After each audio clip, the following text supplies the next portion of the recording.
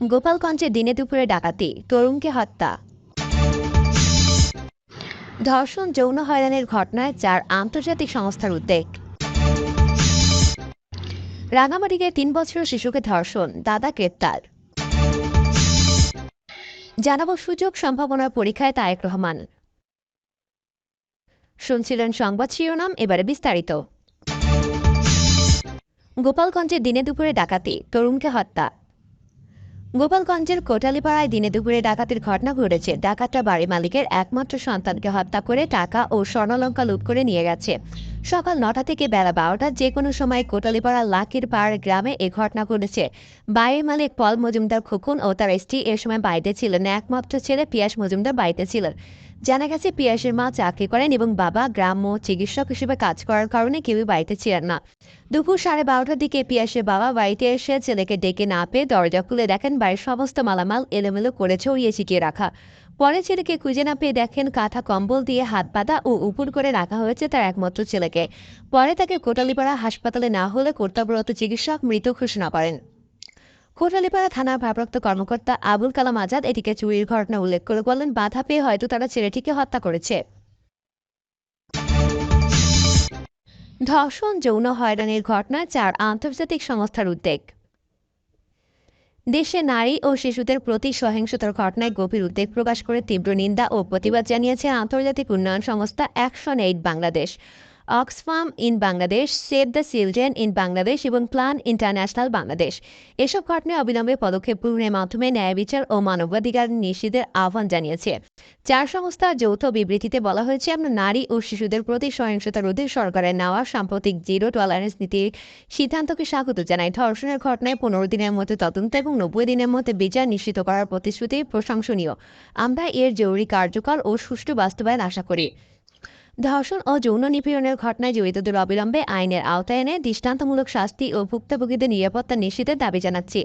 এছাড়া ধর্ষণের ঘটনায় ভুক্তভোগীদের ন্যায় বিচার নিশ্চিতে মানবাধিকার মানদণ্ডের সঙ্গে সামঞ্জস্য রেখে ধর্ষণ আইনের সংস্কার এবং ভুক্তভোগী ব্যক্তি ও সাক্ষী সুরক্ষা আইন প্রণয়ন করার দাবি জানাচ্ছি।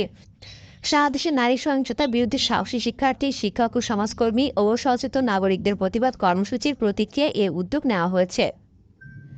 আমরা তাদের আন্দোলনের সঙ্গে একাত্মতা সহানুভূতি প্রকাশ করছি। সম্প্রতি আইন ও সালিশ কেন্দ্রের প্রকাশিত তথ্য অনুযায়ী দেশে চলতি বছরের প্রথম 2 মাসে 294 জন নারী ও শিশু সহিংসতার শিকার হয়েছেন, যার মধ্যে 96টি ধর্ষণের ঘটনা ঘটেছে এবং 44 জন শিশুও রয়েছেন।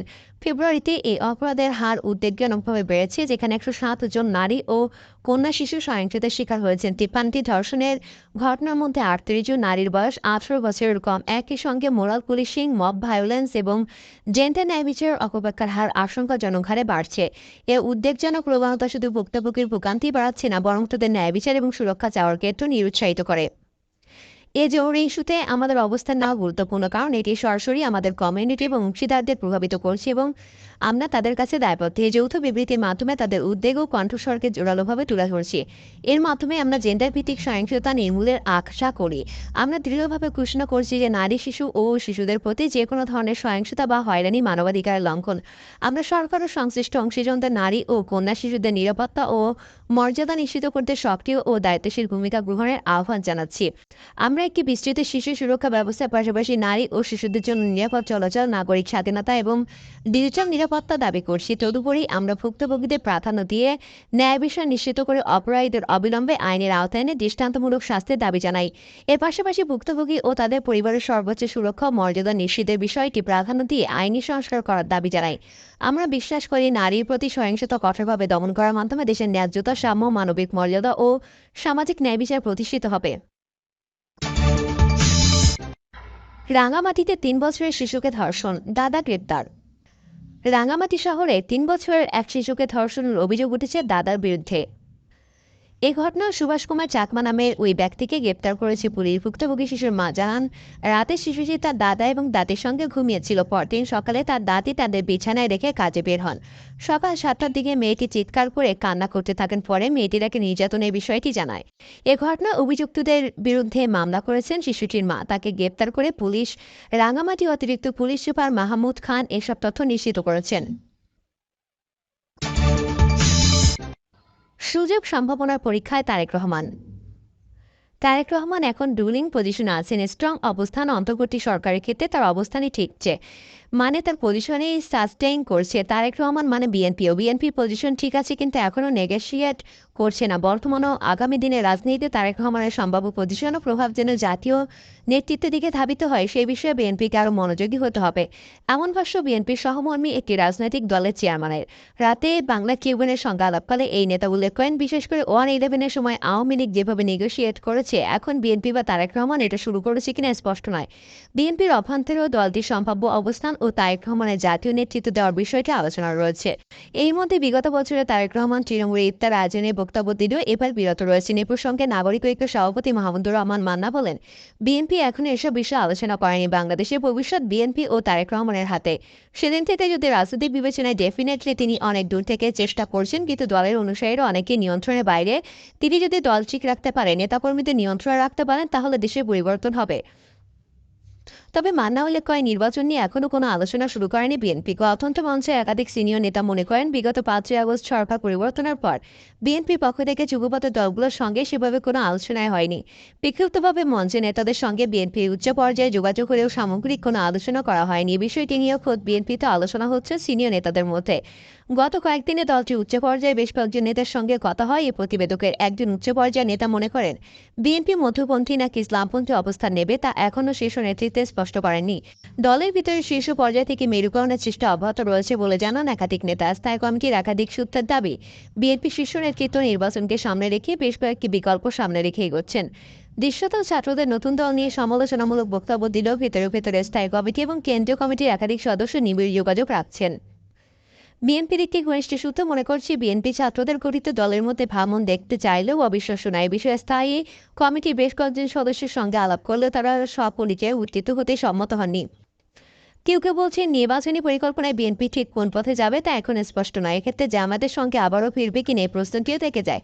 বিএনপি স্থায়ী কমিটির সদস্য সেলিমা রহমান বলেন, এখনও অনেক সময় বাকি, তাই বিএনপি কোনো আলোচনা করেনি। সন্ধ্যার পর এই প্রতিবেদকের সঙ্গে আলাপকালে তিনি বলেন, নির্বাচনে আলোচনা করতে সময় লাগবে না, ঠিক সময়ে আমরা আলোচনায় গড়ব। তবে কবে নাগাদ হতে পারে এমন প্রশ্নের জবাবে সেলিমা রহমানের জবাব, সেটা তো বলতে পারছি না।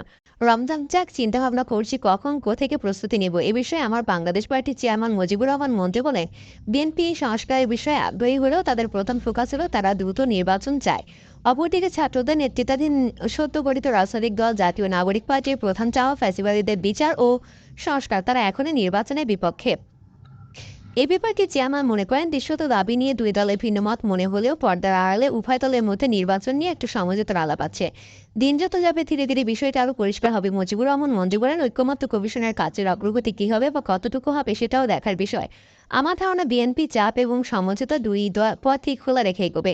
বিএনপির একাধিক বিশ্লেষক মনে করছেন, বিএনপি এখনও মূল জায়গাটি ধরতে পারছে না। সমাজের প্রত্যেকটি পক্ষ এখন সক্রিয়, রাজনৈতিক রাষ্ট্র মিশনারিগুলো সক্রিয়। এই সক্রিয়তা একতরফা রূপ নিচ্ছে বলে মনে করেন বিশ্লেষকরা। বিশেষ করে সরকারের আশীর্বাদ ও সুবিধাপুষ্ট যে রাজনৈতিক ধারাটি বিদ্যমান, তাদের রাজনৈতিক উচ্চাভিলাষী ভূমিকা সামনে আসার আগেই তারেক রহমানকে জাতীয় সিদ্ধান্ত নিতে হবে। জোর দিয়ে বলেন, দলটির উচ্চ পর্যায়ের একজন দায়িত্বশীল সব রাজনৈতিক দলের নেতারা তারেক রহমানের ভূমিকার উপর নির্ভর করছেন।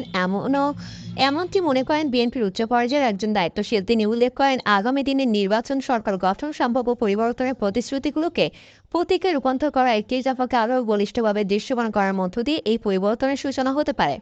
বিএনপি একাধিক সূত্র জানায়, ইতোমধ্যে বিভিন্ন পর্যায় থেকে 300 আসনের নির্বাচনের আলোচনা তোলা হচ্ছে। এটি একটি কৌশলের অংশ।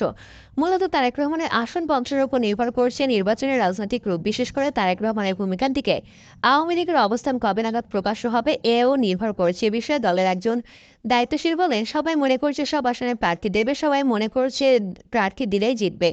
সবাই আলাদাভাবে নির্বাচন করলে বিএনপি ম্যাক্সিমাম বেনিফিটস পাবে। এক্ষেত্রে সরকার পরিকল্পিত নির্বাচন করলে আলাদা বিষয়।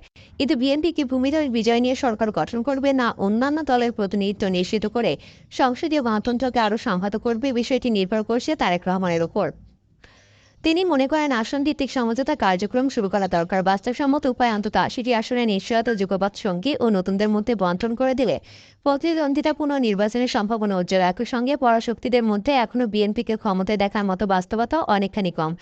এদিক দিয়ে জনপ্রিয় দলের জনপ্রিয় নেতা হিসেবে আর তারেক রহমানের উপরই নির্ভর করছে এই আসন বন্টনের রাজনীতি। দলের প্রভাবশালী এই দায়িত্বশীল বলছেন, অন্তত 40টি আসনে মুক্ত প্রার্থিতা করা যেতে পারে, তাহলে প্রতিদ্বন্দ্বিতার সৃষ্টি হবে। একই সঙ্গে ভোটের মূল প্রোগ্রাম শুরু হবে 2024 সালের 5ই আগস্টে ক্ষমতা হারানো আওয়ামী লীগের ফিরে আসার প্রক্রিয়ার উপর। দলটি কোনো পদ্ধতিতে নির্বাচনী প্রক্রিয়ায় অংশগ্রহণ করে তাও নির্ভর করছে বিএনপির আসন বন্টনের কৌশলের উপর। দর্শক, এই ছিল এখনকার সর্বশেষ সংবাদ আপডেট। সব সংবাদ পেতে চ্যানেলটি সাবস্ক্রাইব করে বেল আইকনটি ক্লিক করে রাখুন।